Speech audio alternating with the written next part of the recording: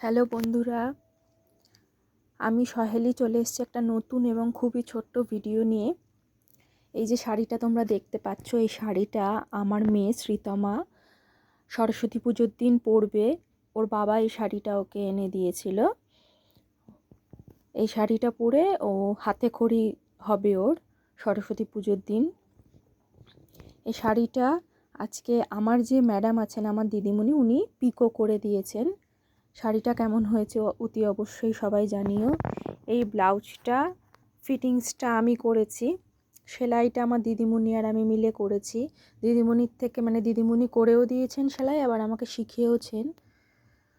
আর এই কুর্তিটা আমার ছোট ভাই আমাকে ভাইফোঁটার সময় গিফট করেছিল। এই কুর্তিটাও ফিটিংসটা আমি নিজে হাতে করেছি। আমাকে দিদিমণি শিখিয়ে দিয়েছে কিভাবে মাপ নিতে হয়, কিভাবে ফিটিংস করতে হয়। সবাই জানিও জিনিসগুলো কেমন হয়েছে। আমার আর শ্রীতমার সরস্বতী পুজোয় পরার জিনিসগুলো, জামা, শাড়ি, এগুলো অবশ্যই সবাই জানিও।